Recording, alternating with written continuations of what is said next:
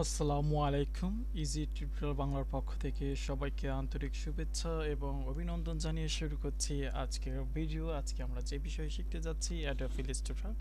তো অ্যাডোব ইলাস্ট্রেটরে এটি হচ্ছে প্রথম পর্ব। তো প্রথম পর্বে আমরা তিনটি বিষয় শিখব, তা হচ্ছে ডকুমেন্ট সেটআপ করা, তারপরে ইউজার ইন্টারফেস সম্পর্কে জানবো এবং আর্টবোর্ড সম্পর্কে জানবো। এই তিনটি বিষয় আজকে এই প্রথম পর্বে শিখব। তো চলুন শুরু করা যাক।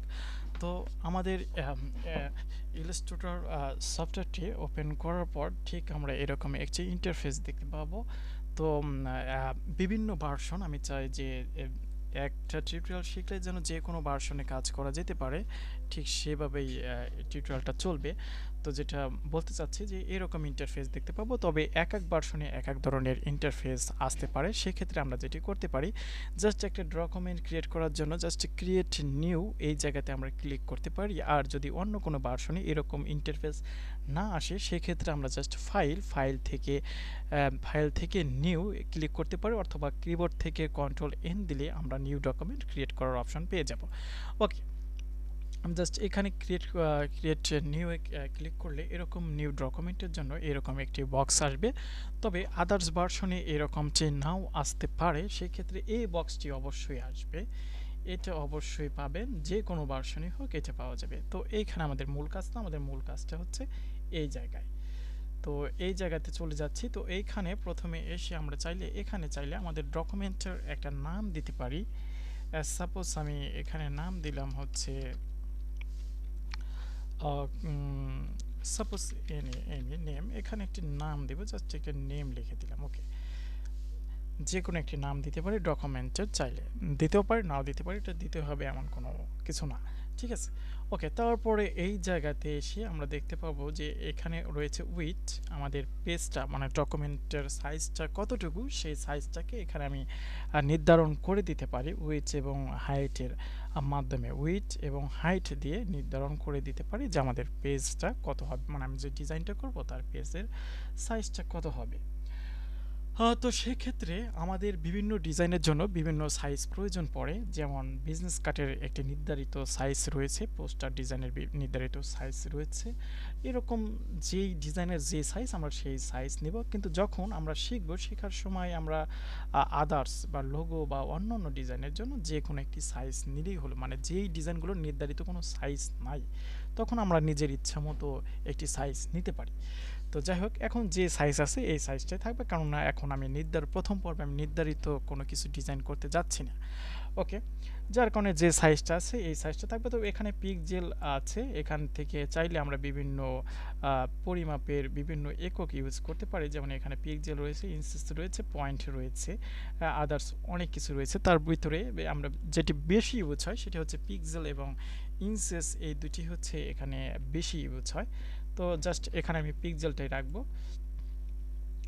তো পিক্সেল রাখার পরে এইখানে রয়েছে একটি অপশন যেটার নাম হচ্ছে ব্লিড।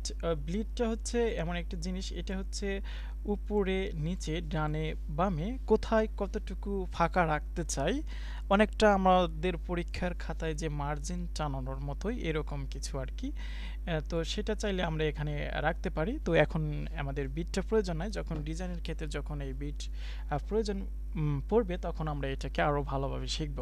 তো যাই হোক, এরপরে এখানে রয়েছে কালার মোডস। কালার মোডটা এরকম নাও থাকতে পারে, এটা এরকম থাকতে পারে। জাস্ট এখানে ক্লিক করলে আমরা এই কালার মোডটাকে পেয়ে যাব।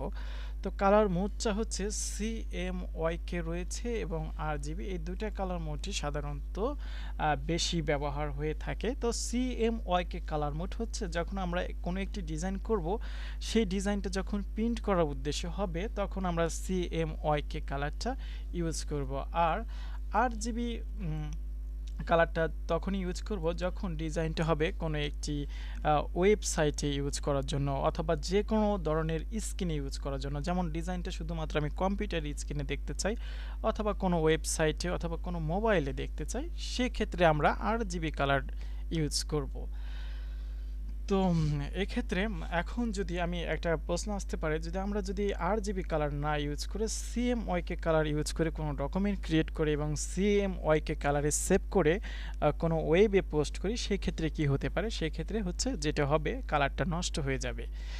তো তাই যাই হোক আমরা এখন CMYK ডকুমেন্টেই কাজটা করব, কেননা ইলাস্ট্রেটরের বেশিরভাগ কাজ হচ্ছে ভেক্টর, তো ভেক্টরে সাধারণত CMYK কালারটাই বেশি ইউজ করা হয়। তো পরবর্তীতে সেভ দেওয়ার সময় বিভিন্নভাবে RGBতেও সেভ করা যাবে ডকুমেন্ট। তো ডকুমেন্ট করার সময় বেশিরভাগ CMYK কালারে করা হয়, যে এটা রাখবো। এবং CMYK কালার যখন ইউজ করব তখন অবশ্যই আমাদের এখানে যে রেজুলেশন আছে, এখানে রেজুলেশন বা রাস্টার ইফেক্টস লেখা রয়েছে এখানে, তো এটা হবে 300 PPI। আর যখন আমরা এখানে RGB কালার ইউজ করব তখন আমরা এটাকে রাখবো হচ্ছে এই যে স্ক্রিন লেখা আছে অর্থাৎ 72 PPI, এটা আমরা রাখবো এই জায়গায় রেখে আমরা জাস্ট সেভ করব। এখন আরেকটা প্রশ্ন আসতে পারে, যখন আমি এখানে RGB কালার মোড দেওয়া হচ্ছে তখন এখানে কিন্তু একটা ইরর দেখাচ্ছে। এই ইররটাকে সলভ করার জন্য আমরা যেতে পারি হচ্ছে, আর এটা ডিফল্ট থাকবে, তো এই ইররটাকে সলভ করার জন্য আমরা এখানে মোর সেটিংয়ে যেতে পারি। মোর সেটিংয়ে গিয়ে এই যে প্রোফাইল মোডটা যখন আমরা ওয়েব যদি দিই, ওয়েব যদি থাকে প্রোফাইল মোড, জাস্ট তখন কিন্তু এই RGB কালারটা ইরর দেখাবে না, ঠিক আছে। প্রোফাইল মোডটা যদি যখন ওয়েব থাকবে, আসলে প্রোফাইল মোডটা আছে কাস্টম ছিল, যার কারণে এটাকে ইরর দেখাচ্ছে। তো এটা যখন ওয়েব মোড থাকবে তখন এখানে ইরর দেখাবে না। ওকে, এখানে ক্রিয়েট দিলে ডকুমেন্টটা RGBতে ক্রিয়েট হয়ে যাবে কোনো প্রকার কোনো ইরর ছাড়াই। ওকে, তো যাই হোক এখন আমি RGB ডকুমেন্ট ক্রিয়েট করব না, যার কোনো RGBতে করলাম না। আবার অথবা এখান থেকেও আমরা প্রোফাইল মোডটাকে সরাসরি ওয়েব বা আদার্স যে ওয়েবে যখন যাচ্ছে RGB কালারে কিন্তু কোনো প্রকার কোনো ইরর দেখাচ্ছে না। তো যাই হোক আমি যেটাতে ছিলাম ওইটাতেই থাকি, RGBর প্রয়োজন নেই। এখন CMYK মোডে আমি আমার ডকুমেন্টটাকে ক্রিয়েট করে ফেললাম। ওকে, তারপর আরও একটি অপশন বলা বাকি রয়েছে। এই জায়গায় রয়েছে এইভাবে, অর্থাৎ হরিজন্টাল এবং ভার্টিক্যাল পেজ আমি এখান থেকে নিতে পারি, অর্থাৎ সাইজটাকে চেঞ্জ করতে পারি। এটাতে দিলে পারে আমাদের পেজটা লম্বালম্বি হবে, এটাতে দিলে পারে পেজটা ভার্টিক্যাল হবে। ওকে, তারপরে আরও একটি কাজ করতে পারি, এখানে যে আর্টবোর্ড রয়েছে আর্টবোর্ড সম্পর্কে আমরা পরে জানবো, যার কারণে এখানে আর্টবোর্ড 10 দিচ্ছি না, আর্টবোর্ড 1 রেখে দিচ্ছি। জাস্ট এখানে এখন আমি ক্রিয়েটে ক্লিক করব। ওকে, এখান থেকে ক্রিয়েটে ক্লিক করলাম। ক্রিয়েটে ক্লিক করার সাথে সাথে আমরা দেখতে পাবো আমাদের ডকুমেন্টটি সুন্দরভাবে ক্রিয়েট করা হয়ে গেছে।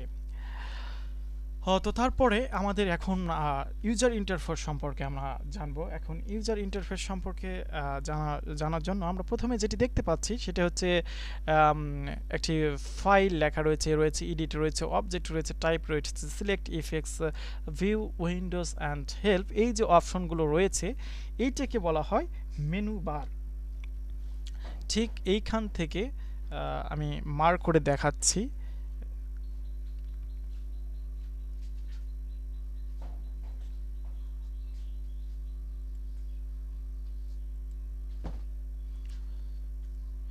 ঠিক এইখান থেকে এই পর্যন্ত যে অংশটুকু রয়েছে এটাকে বলা হয় মেনু বার।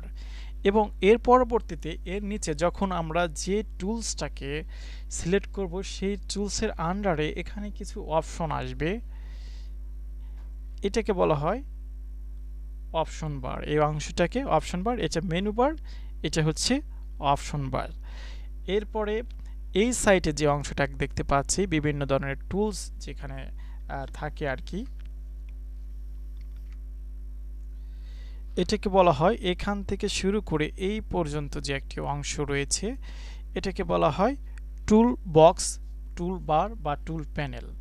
ঠিক আছে, এটাকে বলা হয় টুল বক্স বা টুল প্যানেল, যেটাই বলি, অথবা টুল বার যেটাই বলি না কেন ভুল হবে না। ওকে, তারপর এই জায়গাতে যে রয়েছে এগুলোকে বলা হয় প্যানেল বার। এটা হচ্ছে প্যানেল বার, এখান থেকে শুরু করে এই পর্যন্ত, অর্থাৎ আমাদের হাতের ডান সাইডে যে অংশটা রয়েছে এটা হচ্ছে প্যানেল বার, বামে সাধারণত যেটা রয়েছে এটা টুল বার, এরপরে হচ্ছে এটা মেনু বার, এটা অপশন বার। এটাই হচ্ছে ইউজার ইন্টারফেস। এখন আমি মার্কগুলোকে আনমার্ক করে দিচ্ছি। এখন এখানে আরো একটি বিষয় আছে, এই যে একটা বিষয়, এটাকে বলা হয় স্ক্রল বার।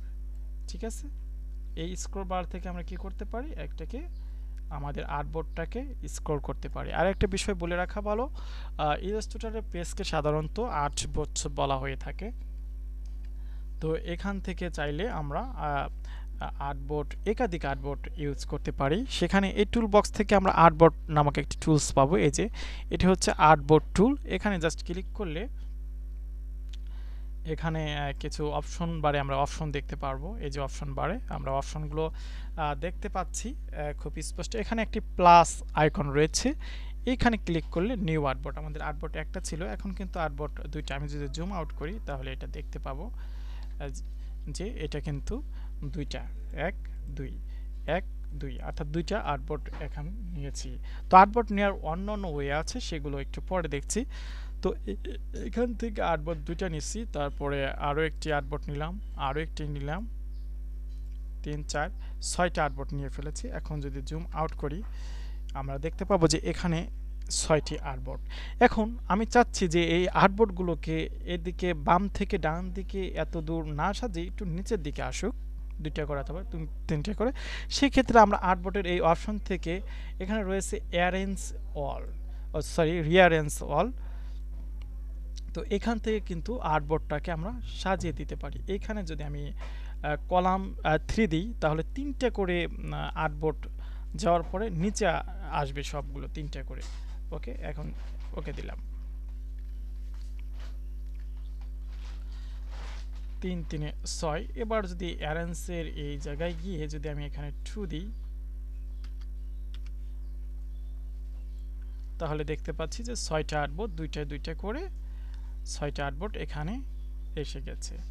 তো আমি যদি চাই যে সবগুলো আর্টবোর্ড এক লাইনে থাকবে, একটা লাইনে থাকবে, সেক্ষেত্রে অ্যারেঞ্জ থেকে কলাম যদি আমি 1 করে দিই, 1 না কলাম যদি 6 করে দিই, যেহেতু 6টা আর্টবোর্ড আছে 6, অর্থাৎ এক কলামে 6টা, 6 কলাম হয়ে গেল, 1 2 3 4 5 6।